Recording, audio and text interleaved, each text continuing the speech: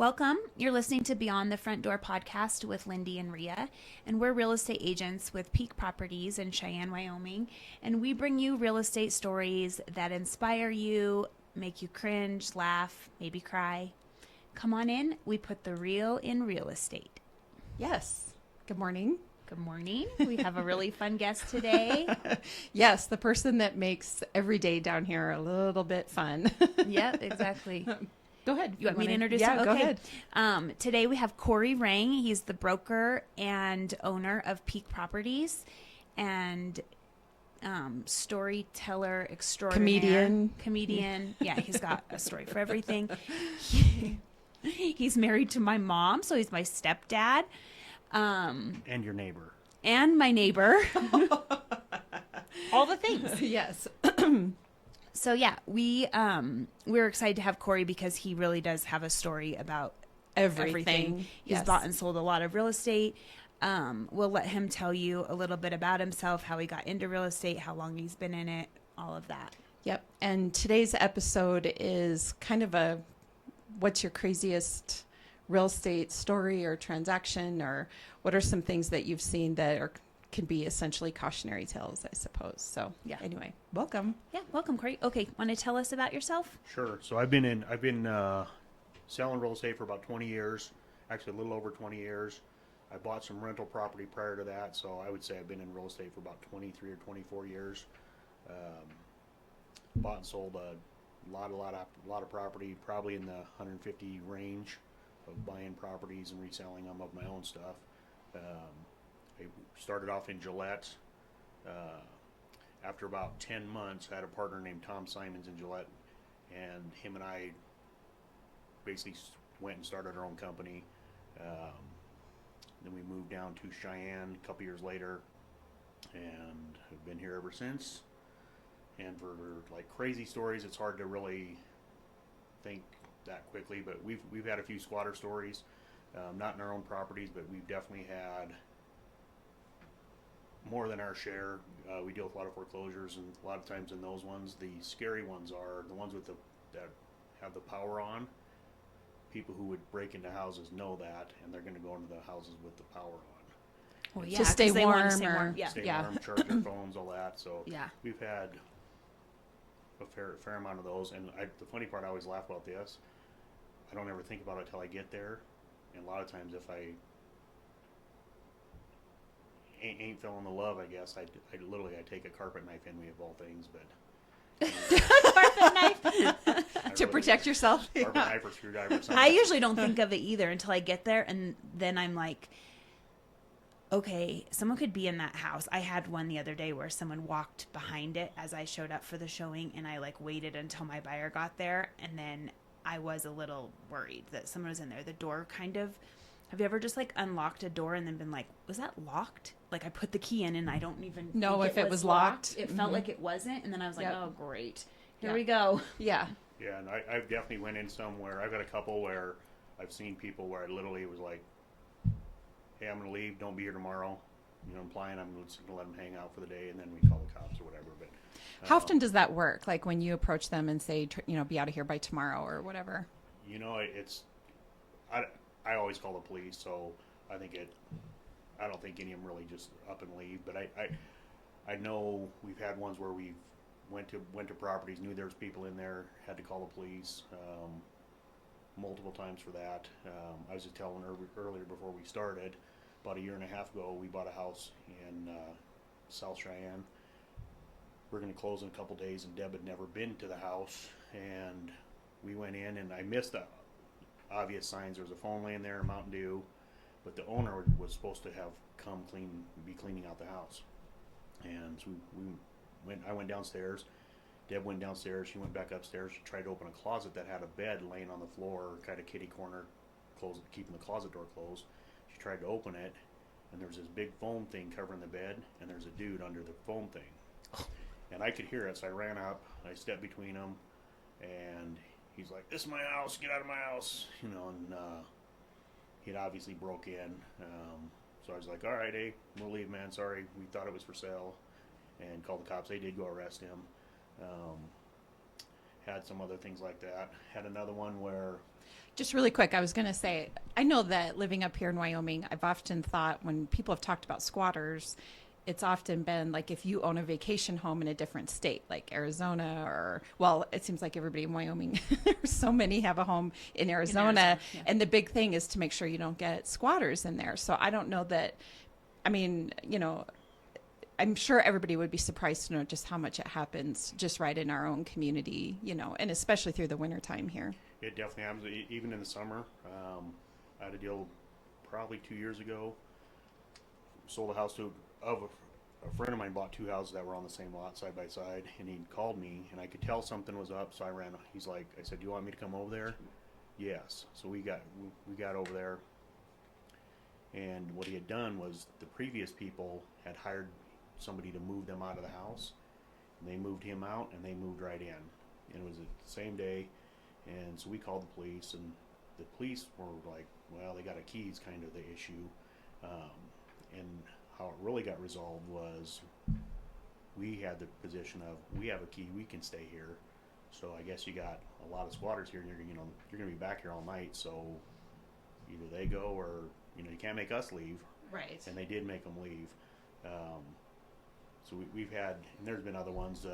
Which would probably, just really quickly, would probably be the testament to, you know, finding a reputable moving company or somebody that has, I guess I don't know the full process behind with moving companies or people that are coming in terms of being licensed. This was definitely not a moving company. This would be somebody I would refer to you if you were moving, maybe. Just kidding. So rotten. This was just, he hired some Random people. and Did they own the house? no, Kirk owned it. Okay, but were they the previous owners? No. Have So you there were ever had renters. one like that where the owners wouldn't leave? Yes, we have. Because I was just thinking about that as you're saying this. I'm like, have you ever had one where, they are selling their house, but then you go to closing and you get there and they're not gone? I've had numerous things where, not necessarily where the seller wanted to stay, but I've had numerous things where they were nowhere close to being out. I had one in Gillette. One of the last houses I sold when I lived in Gillette went on for like 6 weeks, and the seller or the new buyer finally got a truck and packed the truck and drove it and unloaded it at his new place. The guy just wouldn't come finish it, and he had a lot of stuff. We just had one here where the seller actually passed away during the transaction. The girlfriend was in the house, and we spent Right. a gazillion hours helping her move, and she actually moved. She did get out the day of closing, but without the help, she'd probably still be there. Yeah. And you were over there helping her. I was. And, you know, your whole day. I remember Deb coming in. She's like, Corey's over at that house Moving packing. I'm like, someone. is somebody Was snapping it all a picture packed, of this? or you literally had to No, pack her? It was put it in U-Haul, move it to U-Haul, move it to a U-Haul storage place, go back, do it again and again. Ugh. And we did, and we had hired help. It was A whole house. a whole house. Yeah, I think people sometimes underestimate how long it takes to actually move out of your house. And in that case, we weren't even sure that we were going to close because we didn't know if she would actually leave. But yeah, we've had numerous things where we've moved people, Yeah. and I always volunteer. I have also moved people. It's not my favorite. I I don't I want to haven't move had the myself. opportunity yet, but I'm guessing it's coming. it definitely, And I don't mind helping people when they're like in need and it's like a situation like that, but it's not fun. No, it's well, the worst part is all the time it takes because you got other things you're doing. You have to have somebody else go fill in for you to do other things or delay them, and so it does take a ton of time. And like in this case, it was a big mess. Yeah.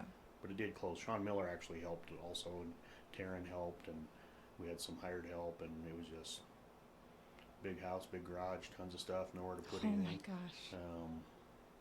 Don't you think that's one of the things that's kind of, I mean, I find I haven't really had very many where you didn't work together, but all the agents kind of work together to like make it happen. Yep. I think at the end of it, there's some people that probably wouldn't help, but at the end of the day, most people just want to get it done because they either got the buyer or seller, and they don't want the problem of Starting all over. well, you're starting over, or just if you close, they want the house, they got a U-Haul sitting out front, Mm-hmm.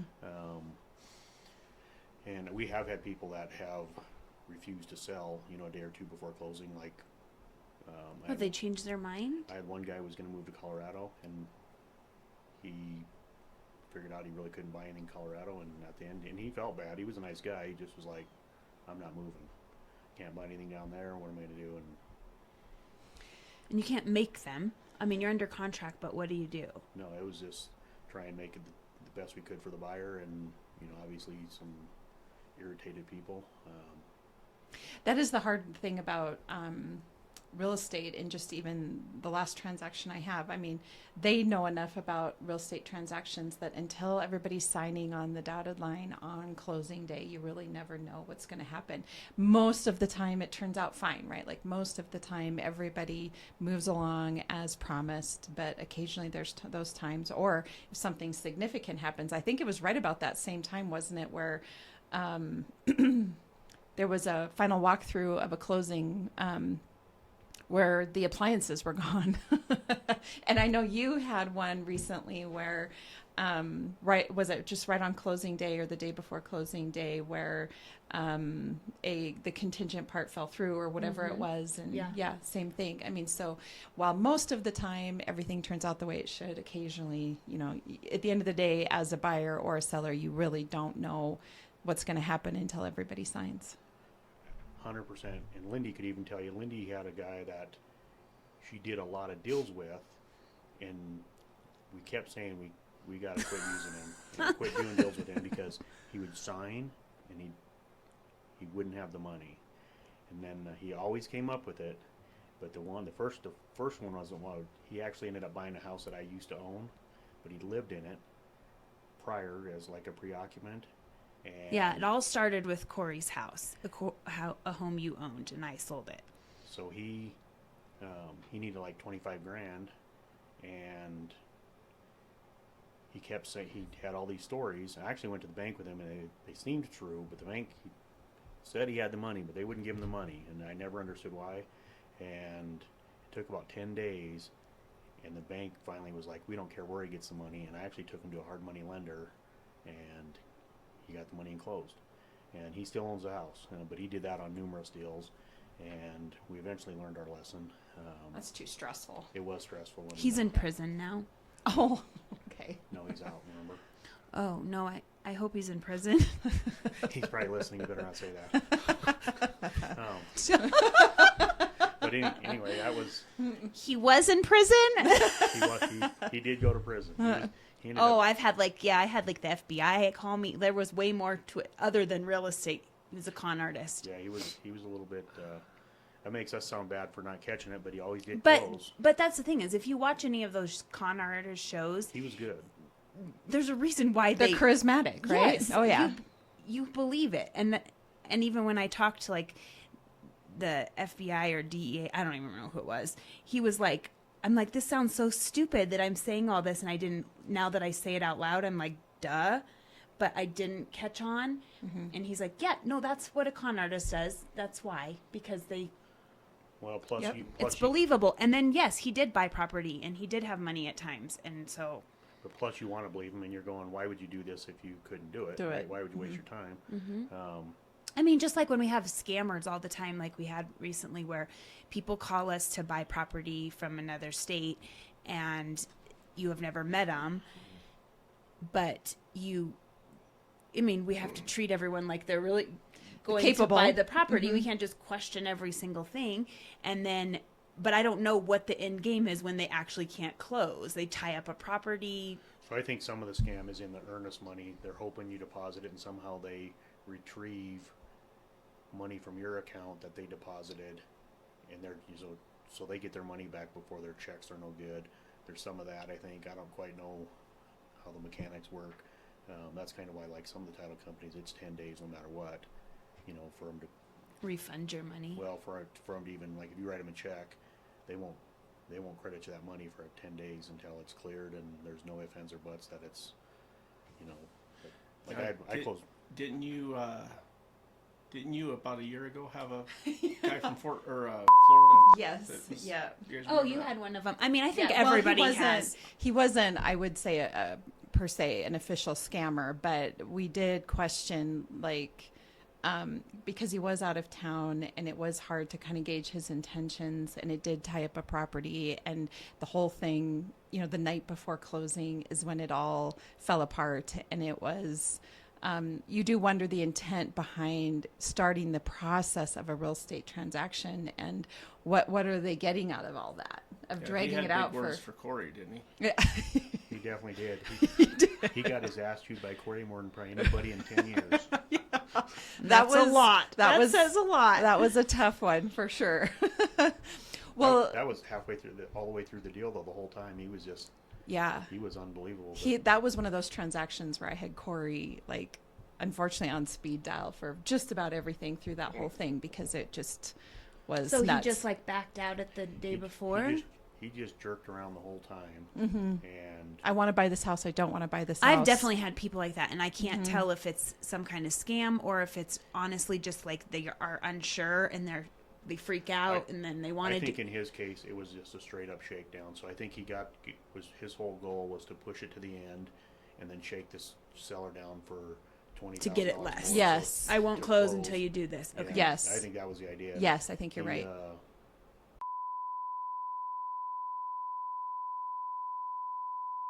But anyway, it was just a straight. Don't move to Wyoming, Jim. We're on to you. It was. I doubt he's listening. Or I don't know. Maybe the guy that I was talking about was listening. I didn't say his name. Well, I won't say his last name, but I have it in my phone. But anyway, Yeah. You definitely run across that every once in a while. And at the same token, those are probably low percentage deals. Most of your deals are, everybody's pretty honest and just wants to get their deal done. The seller wants to sell and the buyer wants to buy and make it as smooth as possible. And that would be Grant's. That fell off the scared wall. me. That's okay. It's just going to stay right there. That was the clock. Clock. Oh, I'm sure you can see it. But if you're listening, Yeah. the clock fell off the wall. It's fine. Yep. Grant put that up, not me. Hey, that means your time's up. That's okay. It's Even the cold. clock's had enough. But it does actually bring up the point as well when we're talking about spammers or scammers, is sort of the cybersecurity aspect of what we're doing and the importance of, avoiding any type of wire fraud situation. And so maybe we can touch on that just a little bit, because people have been scammed through that process as well. So fortunately, we in our office we have not had any direct, problems, but we have had indirect. We had an agent here who had the buyer and the seller, the other realtor, I believe's email was hacked. They sent the seller an email, and anyway, somehow got into the seller's email. They contacted the title company, and long story short, they sent $62,000 of their money to Russia. And I don't know how it got settled, but it took about 2 years, and it got settled. So they They did got get it their back? money back? I don't know. I don't know how. I know it went on 2 years, and I know it got settled. Oh, probably. Yeah. And then Tony, who works with us, his mother was an agent in Denver, and she was involved with one where I believe it was $142,000 the seller lost. And that one, I believe, Tony did tell me they recovered most of the money, but the FBI showed up, took her computer, took her mom's computer, took her mom's phone. Not that she was a part of it, but to help track. To help find the money. To track it or whatever. And then It's scary how easy, and Peak Properties, I know that you guys implement every single safety protocol within our email system and everything to help avoid that. But it really does come down to also the consumer. Whenever I'm meeting with clients, and I think every realtor is doing this, do not wire money, unless you're physically on the phone and you're on the phone with somebody from the title company and you guys are making the arrangements. Other than that, if you get an email saying wire money, ignore that. That's not real. Yeah, and the worst part is, I think everybody, even in general, thinks they would never fall for it. And the scams are so good that you'd have probably been scammed and take you a couple weeks to even figure it out. Because it's a slow process for them to go steal your people's money, but the scams are so good, anybody would fall for it. It's not even falling for it. It's really a matter of time before you do. Yeah, they're amazingly very good at what they do to rip people off, and I know the title companies are all pretty on it, but Well, how many times do we get like text or something and it's not even, I mean, I get emails from Amazon, but if you looked at the email address, It's not from Amazon. Yeah. And so you get, I mean, all the time. It's You constant. get, hey, your account, something with your account, and they want you to log in. Yes, and then Yeah. they got you. Yep. And honestly, they definitely get older people for sure. Yes. One time I was doing a deal with a gal named Shirley who just actually passed away, and she was upstairs, and Deb could hear her talking and knew it was a scam, and it was somebody from supposedly in Canada was going to bring her $250,000, and she sent them money over and over from MoneyGram either through Walmart or Albertsons. One of them refused to sell them to her because they knew she was getting ripped off. The other one told her not to do it, but they would still sell them to her. And I don't know how much money she lost, but she just wasn't believing it. She believed they were bringing her $250,000 or something, but she lost. I'm going to say, I mean, from what I thought at the Thousands. time, it was like 25,000 or something like that. But it was in small increments. That's so $500,000, whatever it was. But it put her in enough bind that her bank called, wanting to know for sure if this deal was happening, because she was definitely in a bind. Because I tried to tell her, hey, that they would take everything you have, and she just looked at me like, mind your own business, and these guys are real. And so they obviously had her believing. Yeah. Well, I was going to say that about a year and a half ago, and I feel like I'm pretty good at spotting it as well, but this particular day there were a bunch of us realtors and mortgage lenders that were specifically named in a message, and what it says in there is that it said something like a previous post on your Facebook account doesn't follow by community standards or whatever. And I clicked it, and before I knew, and I didn't think anything of it, I think like 2 or 3 minutes went by, and there were a bunch of us. I'll bet there were 50 or 70 of us here in Cheyenne that were tagged in that. And anyway, before I know it, I'm getting a phone call from a friend of mine in Gillette who's telling me that there's some pornographic image on my Facebook page. And then before I know it, the whole account is shut down. And I did enough research to figure out they do that if they think that your Facebook account is attached to a business account, which of course a lot of us realtors and mortgage lenders, that's the situation, right? And they want your debit card information. And so that's why they take that over. And what they do is then they use your debit card information to buy ads wherever they were from. So I instantly shut my card down because my accounts were gone. I could no longer access, because Facebook, because of the pornographic image, had canceled my account, like terminated my account. And so I called my debit card and canceled. And sure enough, they had tried like some $10,000 transaction the next day. And it was like in Korea. I mean, it was just crazy. And then, and unfortunately, and this isn't real estate transaction related really, but they just said your account's permanently closed, like you can never get it back. And I know there was another realtor here in Cheyenne who was able to like fight with the state of California and get hers back. She's got some tenacity there, because I was like, I'm not going to, I did not go after the state of California to get it back, but so I had to start all over again. I have had ransomware on my computer. I'd actually just bought a new computer and linked them together, so I had one at my house and one at the office, and I was doing something legit with somebody in Colorado, and they sent me something and I couldn't open the attachment, and I finally got a text that said don't open it, but then it was like, well, it's too late now, it's on my computer. And the one computer, so I had them totally wiped clean. The one I ended up using, the other one just never really worked right again. But the thing that's scary is, you hire a computer guy, how do you know their own background? Right. And honestly, so it's one where there's a lot of computer guys who are pretty savvy, but way smarter than we are. But are you hiring somebody sketchy? Yeah. You're now letting them in your office and on your computer without really knowing anything about them. Sure. Even they might work at a computer place, but were they really background or anything like that? And I shouldn't say his name, but the one we were talking about earlier, that we now know he's coming after me. he was a credit repair guy, is what he sold himself as, and That's probably how you steal their a identity. lady backgrounded him before she was going to hire him, and then that's when we kind of found out the background, and it was very smart on her. You know, most people, you go, credit repair guy, okay, here you go. Here's my social security number. Here you want my bank debit card? You want to come out of my safe?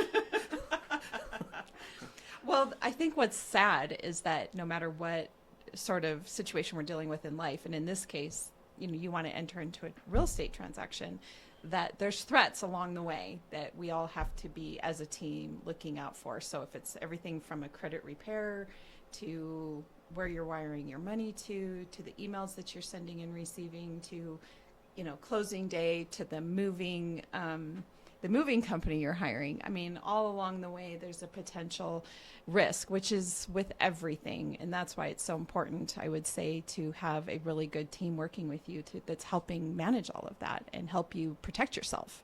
So even Kelsey had, I don't remember the particulars, but she had somebody, she listed some land, all seemed pretty legit. And at the end of the day, it was all over, you know, the guy lived somewhere else, and he was not legit. It was somebody else's Trying to land. sell someone else's He land. was trying to sell I've some- heard it's actually happened. It They definitely sold happens. it, and you think you own that, and you don't own it because Yeah, it's so then like the title companies have fraud departments. So if you think something's sketchy, they can, you know, they're not closing it if they think it's sketchy at all. But they have a fraud department that they can run it all through, and that's how that actually got resolved. Was I don't remember exactly. There was something sketchy popped up, and they ran it through the fraud department. It was definitely a scam. And so it got caught. It got caught. But in the, like I say, most people think that as agents, you wouldn't really think you'd fall for it, but well, yeah. And how many times They're- have you? I mean, I they're have. really good, and I mean the scammers they're good. Yeah, I've been in real estate for 10 years, and I definitely have sold houses without meeting either party Yeah, absolutely. Everybody's done it, and like I say, or land or whatever land it is. and nobody thinks they would fall for it, but they're good, and they're usually very well. They've researched it, and they know what the neighbors' houses look like. They know, they know the roads. They know they're. So they sound local, they sound legit, or they sound like they know what they're I would talking say about. they practice, drill, and rehearse is what I'd say they do. Wow. And they're very good, but the others, they're definitely scams everywhere. Yep.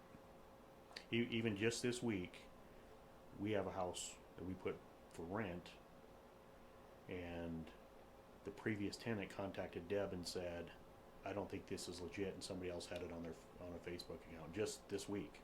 And another thing we have. So one of your properties one of was my listed by somebody else? on Facebook. And they're Oh. they'll try to get you to send an application fee. They do get money from people. They do. We've literally had. And if you looked it up, you're like, oh, it is for rent. I mean, they're sneaky. We've had people come. This has been quite a while since it's happened, but we've had people at least twice come to our office looking for keys to the house they just rented, and Oh, no. we're like, "You just lost your money." We tell people, you need to meet with the You need landlord. to meet face to face, and I think there's enough people that are aware that there's a scam that it's probably a lot harder for them to do it. But we've had 2 people come in. Hey, I'm supposed to get my keys. I did my first and last month's rent. I sent my money. Where'd you send it? I'd sent it to Africa. So a piece of advice to anybody listening is if you see an ad on social media or really anywhere for a property to be rented, you got to meet the landlord. Yeah, call them and talk Call to them and talk to them. But so it's definitely real. Like I say, and so what people do, they drive by and they agree to rent it without even walking in it, which you think would be a red flag, and then they send money and deposits, whatever, and they lose their money, and I don't think those are actually very good scams. I think that's people just being willfully blind, almost falling. It's just like the ones on Facebook where they're selling the dogs or Yeah. or they even have ones where they're like, this dog is lost, and there's some scam behind those, or this person, or this. I mean, they're just all over the place. I feel like Yeah. it's hard because you don't want to be like totally untrusting of people, but But trust but verify, yeah. right? That's the... Yeah, it's hard. So just even last Saturday, so I bought a house Friday. There was a greenhouse in the backyard, so we threw the greenhouse on Cheyenne Garage Sale, and 2 guys show up at the same time, and I think they're together, and one's actually from the REO company that we bought the house from. He was there to clean it or do whatever, and the other guy bought the greenhouse. But this guy from the REO company started asking me questions like my name, and I was like, no. I was like, if you work for him, open that box. Mm-hmm. And he did open it, and he was legit. But it was like, open the box. Yeah. And I was like, you ain't coming in here. And so he went and opened it, and then I was like, hey, sorry. You know, I was like...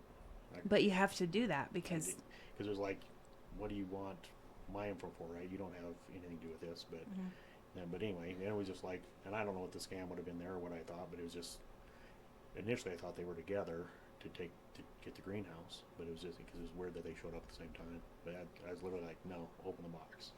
I will say that's what I appreciate about having you as our broker is that you pick up on the nuances of everything that we're saying about a transaction, or if we're at an open house or we're showing a property and you're like, wait, check this, or wait, this could be happening. Or, I mean, you've done enough transactions and you have been in Cheyenne long enough and you know all the ins and outs of how those potential threats work. And so that's the one thing I've noticed the most about being here is that you are, if I'm talking to you, you're like, wait, you need to, like, for example, I think there was a home that you had that was doing an open house on over behind the Walmart area. I can't remember exactly which house it was, but the door was repeatedly unlocked every single time I went in. Like, I would lock it when I left, but when I would come back to do another open house, it would be unlocked. And so then we're starting to investigate what's happening within the house, and you're changing the locks. And, you know, that's a very simple example, but still, nonetheless, it's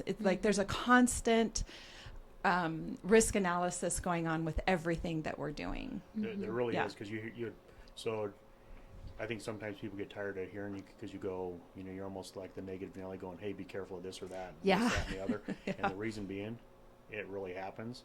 And it's like letting people preoccupy the house, right? If you ask any agent, it's a terrible idea. And you go, here's why, and they don't really believe you. And then you do it. And you figure out why. And you regret it. And you go, the next time that somebody asks you, go, no. Yeah. Because it's just, things just happen. Yep. People lose their jobs, they get divorced, all of a sudden something goes wrong with the house.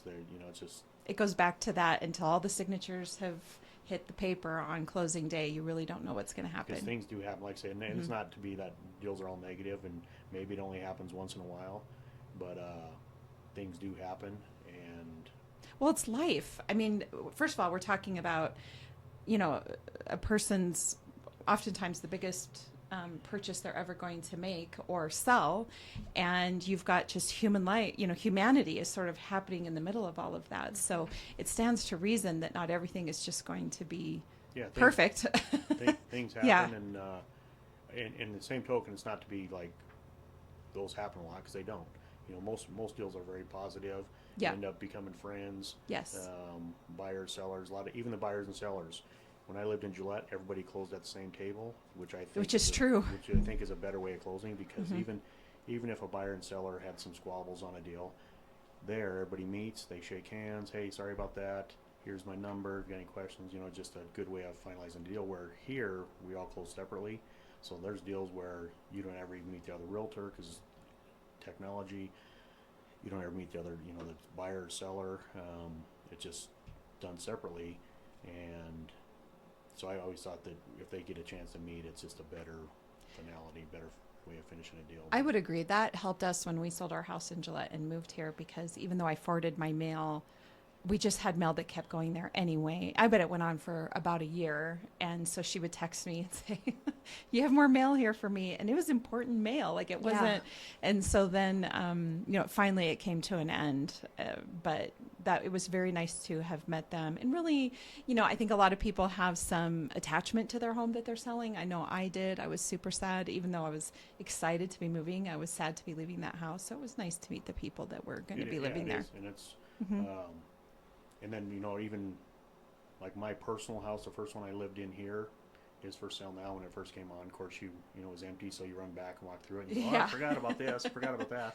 Yeah. And the nostalgia. and then, so you can walk, or you walk by when it's the new owners and you can go, I used to live there, if you got any questions or whatever. Yeah. But no, most transactions are pretty positive. I mean, it's, you do end up making friends and all that, but there's just a lot to keep your eyes open for. And a lot of times if you're going to yourself, that doesn't sound right, you should really pay attention because it's probably not right. Right. Or Mhm. or should be maybe explored further because there are things that go wrong. I mean, it's just either naturally or like say with the squatter stuff like that. I mean, just 2 days ago, I had a agent out of Colorado I'd never heard of text me and asked for a code to get in a house, and it was all normal enough. But my first thought was I better just look to make sure she's an agent, because how would you like to? That'd be a Yeah, I've done that. good scam. You Yep. text them a code and now they live in your house. Or go in your house and steal. Or go Yeah. You stole from or somebody. hang Yeah. out for a couple days or whatever. So it's just better to verify. And it's like I say, most of it's pretty innocent, but there's a small percentage that is not. So speaking of nostalgia, Lindee and I were talking last week about, the desire really to kind of walk through your childhood home. Have you done that? Not a childhood home. I went through probably just this one, which I live right behind it right now. I literally moved around the block. Mm-hmm. In my backyard, I could throw a football in my old backyard, so we're that close. I went through that one. I think that's probably the only one That you've that walked back through? Because I can you think grew, of. you grew up in South Dakota, correct? South Dakota. I take that back. I did Yeah, I walk was gonna say through South Dakota. when I was in junior high, my dad bought a geodesic dome home that had been foreclosed on and finished it, and we lived there. And then it had a deck all the way around the house. And about probably, I don't know, 10 years ago or so, I stopped in front of it. I was looking at it, and the people were like, "Can we help you?" And I was like, I told them the story, and we did walk back through that one. And we always laughed because it was a pretty cool house. But my dad was, he was a penny pincher, I guess you'd say. So, like around this, That makes house, sense. It had a deck all around the house, and instead of having like deck furniture, we had bus seats, and stuff like that. I love it. He got them. They were giving them away. Him and his friend Ray Grosick used to go to the dump, and in Lead used to be able to pillage the dump, and they had a thing, whoever touched it first got it, and so they pillaged the dump all the time. But yeah, we had bus seats, and that was Dumps don't allow that anymore, do they? No scavenging allowed or whatever. Yeah. But anyway, we had this cool house, but it's like I say, you'd have deck furniture and we had bus seats. Yeah, on a dome house. On a dome The dome house was cool. I've seen it. We've driven by it when we went to Lead. I always wonder. There's one It seems like outside of. There's one. I've seen one between Laramie and Cheyenne. Seems like there's always a couple. There's a very small one here out. It's out east somewhere, not east south. And it's if you look at it, it's like a really small version of what my dad finished. And it was a very cool house.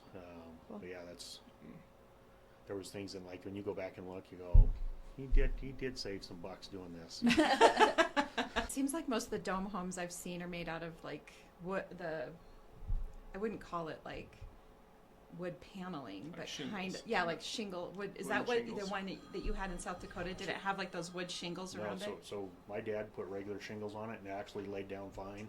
And when I say he did it, it was really my dad, one of my brothers. I mean, two of my brothers, I think, actually, myself and two of my brothers helped, but mostly it was my dad and one of my more skilled brothers. But So was it on a basement? it was on a basement, so it actually had spiral staircases. It was a cool house. So you had three spiral staircases. You had a little room on top of the house that was almost like a guard's nest almost. You had a little spiral staircase went up, just a room for let sun in and let air flow, I think.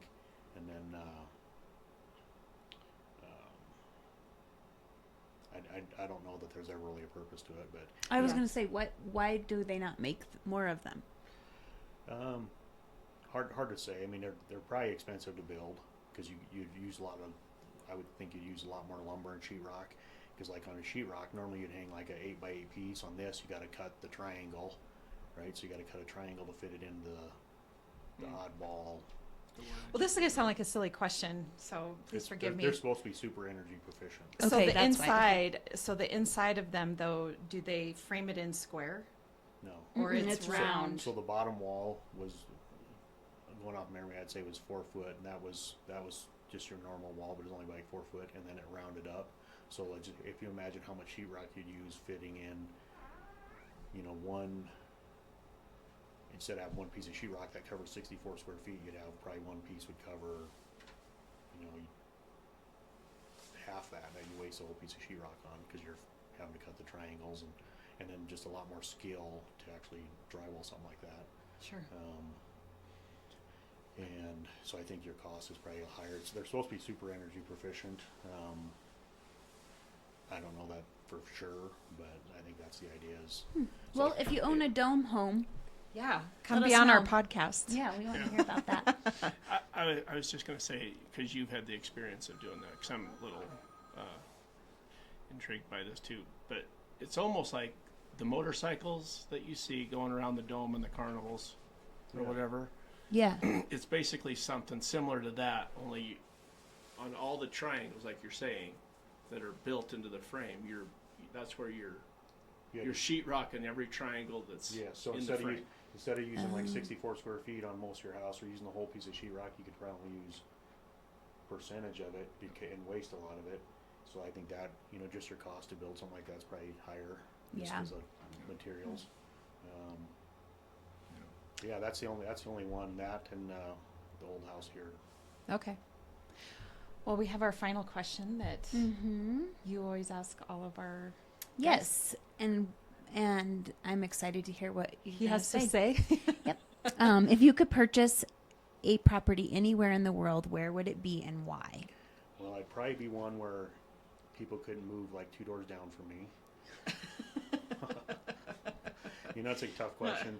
I think with Airbnb, you can kind of go experience different places. Like, I don't know if you remember the time we went to Mexico and rented the little apartment for a week or so and just lived in Mexico. So I think you could go just about anywhere, but probably somewhere where obviously the weather, a little less wind, a little less snow. Sure. So Yeah. hard to really say. Hawaii, Florida. It would definitely, if I was going somewhere, it'd be climate driven where you had better weather year round. Yeah. Sounds like someone else I know. Uh-huh. Well, I think you're right. There's something to be said for Airbnb, because if you purchase a home, like as a vacation home in another state, you're kind of locked into visiting that state every year, whatever the case is, so that Yeah. you utilize that property.